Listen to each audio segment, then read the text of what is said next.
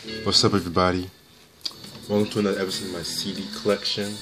I know it's been a couple of weeks, months length till I made a pop-up video. I'm sorry about that. I've been busy, with school and everything like that. But don't worry, I'm still collecting some CDs at the moment. I'm working on music. I'm going to plan a lot of reviews in the future, so expect a lot of that later this year. Plus, it's going to be the 1-year anniversary thing. I might plan a little something on that. And if you can hear in the background, I'm actually playing the Westside Connection's first album, Bow Down. You guys know Westside Connection, Ice Cube, Mac 10, Dub C. The best album in my opinion. Fuck the second album if you ask me. But that's another story for a different day. Alright, first album I'm about to do is Tribe Called Quest. People's Instinctive Travels and the Past of Rhythm. Oh, by the way, some of these are new, some of these are old, but hey. Released in 1990 on Jive Records. This is actually their first album. Very ahead of its time, if you ask me. This album had 5 mics on the source in 1990, and it was one of the first hip-hop albums at the time to have 5 mics, Singles album was known for are, what singles? Bonita Applebum. Check out the Hootie mix on the remix album they came out with 1992. Dope ass remix, if you ask me. Can I Kick It? And I Left My Wallet and El Segundo. Love that song. What else about this album? My only gripe about this album is Q-Tip gets the majority of airtime in this song. You don't really hear a lot from Fife like that though. And this album's a lot of people kind of say this album's a little bit immature, a little bit, but it's still a dope album. It's an album you can play in parties and stuff like that. And what else about this? What else about this album? This album is one of the first albums to really use jazz samples. One of the first hip hop albums that use jazz samples. In my opinion, the very first one was Gangstar's No One Mr. Nice Guy.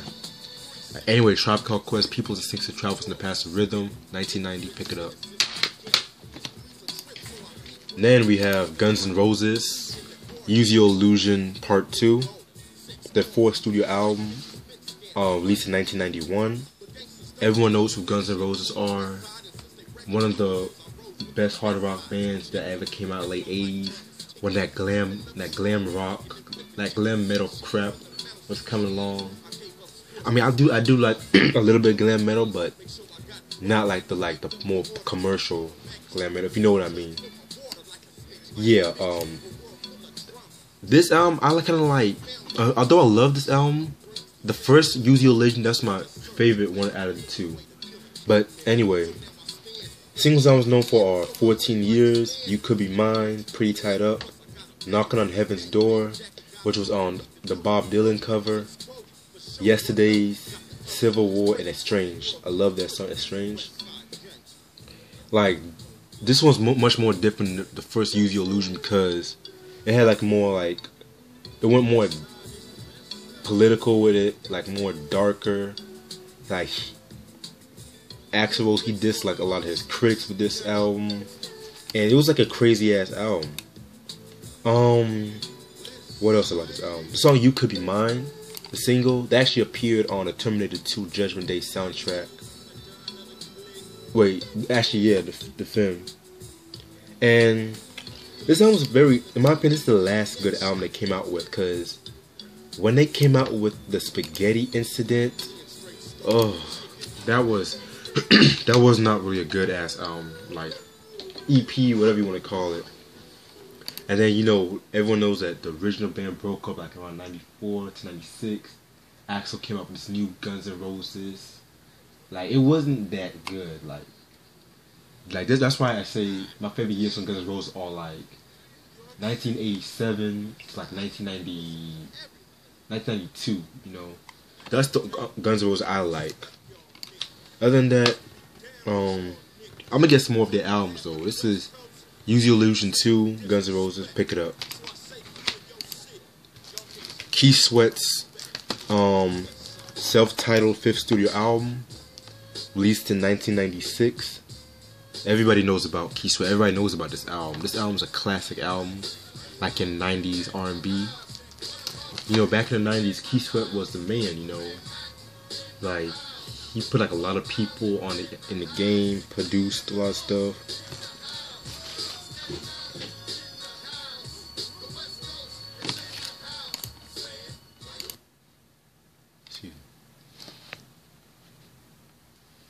Like, singles this album is known for are Twisted, featuring Pretty Russ and Cut Close. Just a Touch, featuring Tracy Hale. And Nobody, featuring Athena Cage. What else? And also, Come With Me, featuring Ronald Isley. Like, this was actually his most successful album to date. I think I mentioned that. Like, I love this album. It has like that smooth, quiet storm R&B that I love in the 90s, you know. We need more R&B like this. There's some, but some R&B these days is just like dubstep influence. I hate that shit. Like Key Sweat, you know, he never disappoints when he comes out with an album. Like, this is probably like my favorite album from him. Make It Last Forever is probably my second favorite album. But if you're a fan of mid-90s R&B, pick this album up. Jimi Hendrix Experience, Are You Experienced?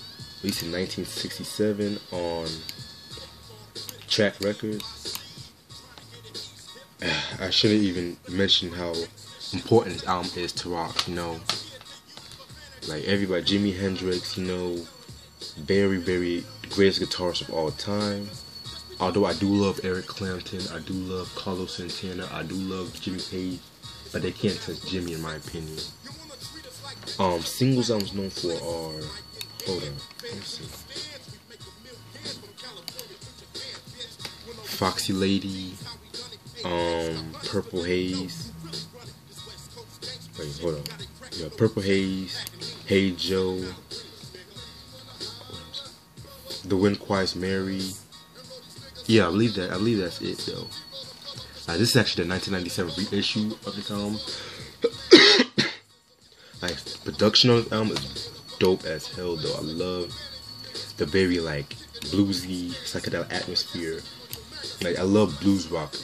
I really, really do love blues rock. I mean, we need more blues rock today though.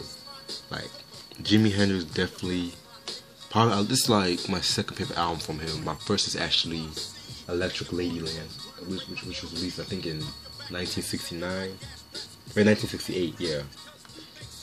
But if you're a fan of like 60s rock, this is the definite album you need to get. Now we have probably one of my Boogie Down Productions, Criminal Minded, 1987. You guys know Boogie Down Productions, you know, KRS-One, Scott LaRock, D-Nice. Hands down, one of the most influential East Coast hip-hop albums. No, fuck that. One of the most influential hip-hop albums, period. Like, this album basically gave birth to like hardcore hip-hop in my opinion. Mixed it with dancehall. Like, very, very dope-ass album. Singles albums known for are South Bronx, Bridges Over, I think 9mm Go Bang, and Criminal Minded.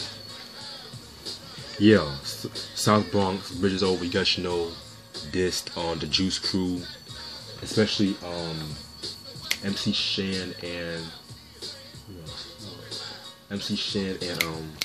Marley Marl and Roxanne Shante. Although there was like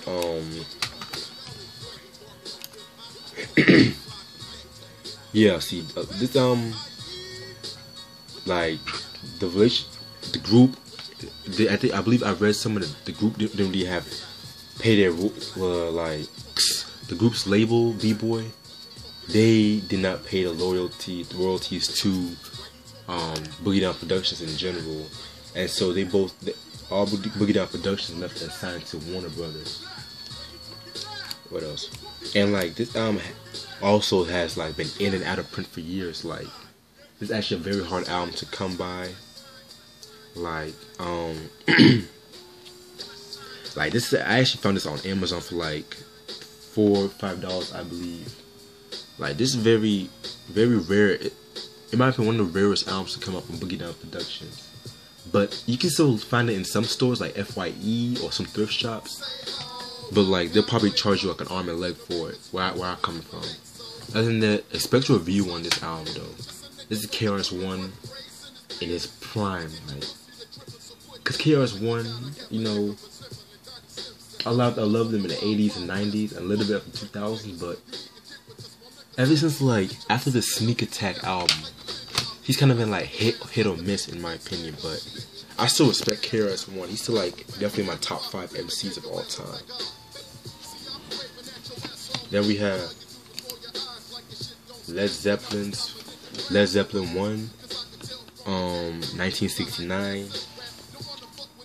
Hence, I mentioned this album in my review of House of Holy.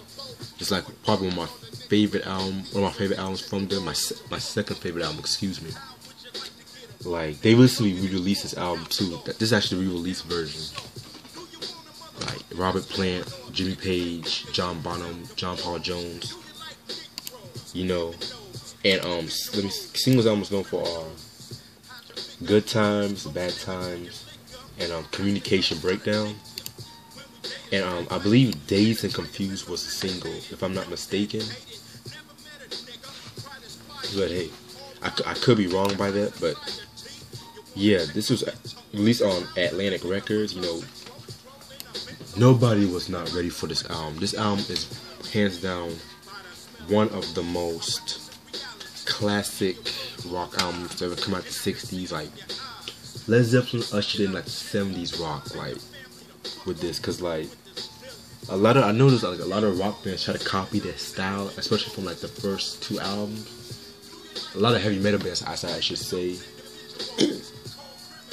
And part of my favorite song off this album is I know Dazed and Confused, but it's a song How Many More Times. Whew, that song right there is like very, very bluesy and stuff like that. Yeah, expect a review on this album too. I need to definitely do some more rock reviews.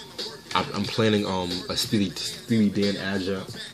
I plan on reviewing Steely Dan's Azure album. Xzibit at the Speed of Life, his first album, 1996 on Loud Records. You guys should know who Xzibit is. You know, he was affiliated with King T, Alcoholics. You know, people like nowadays people know him for like Pimp My Ride. And like, you know, but this is way before Pimp My Ride. This is when he was like very. One thing I love about this album in general, it has like a classical kind of sound to it. And like this album has like, it was not like any other West Coast album at that time, because you know 1996, All Eyes on Me came out, and yeah, All Eyes on Me came out, and like, you know, every West Coast album at the time had like that G-Funk synthesizer sound. Although this album did have kind of like had like more melodic, classical, like strings type, you know, kind of like a boom bap album.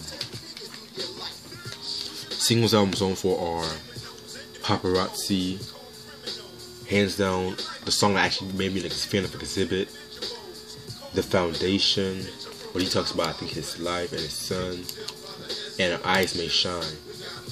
The song Eyes May Shine, the B-side was produced by Havoc from Mobb Deep. Check that out. That's a dope ass remix right there. Other than that, like, this is probably my favorite album from him. Like this album and 40 Days and 40 Nights are like his best albums in my opinion. Restless was okay, but he kind of went for more that commercial sound with Restless, and after Restless, I didn't really look at him like that. Although I did love his most recent album he came out with in 2012. That was actually a dope album right there. Other than that, Xzibit at the Speed of Life. And the last album I'm doing today is this classic. Eric B and Rakim, Don't Sweat the Technique. 1992 on MCA Records. Yeah, this is their last studio album. I already talked about Paid in Full. I talked about Follow the Leader. Most definitely I talked about Let the Rhythm Hit 'Em. This is Don't Sweat the Technique. What a dope ass album. Underrated album if you ask me. Probably the most underrated hip hop album to come out in 1992. Singles album is known for. It came out with a couple singles like what else? What was singles? I know Don't Sweat the Technique was a single. I believe, oh yeah, Juice, Know the Ledge. That of course was a single. And that appeared on the Juice soundtrack in 1991. What else? And Casualties of War. Very, very dope album. I love this jazzy atmosphere of this album. Like, you can tell they were kind of like, you know, a lot of people kind of say that Eric B did not produce shit on that album. I'm not really going to get into that. You know, other than that, Eric B and Rakim Don't Sweat the Technique. It's sad that they broke up after this album, because I think they had like one more album left on that contract. But they just, drama, I tell you. I'm going to definitely do a review on this album probably in the future. So stay tuned. Eric B and Rakim, Don't Sweat the Technique, 1992. And that's all the time I have. Stay tuned for more stuff. Peace.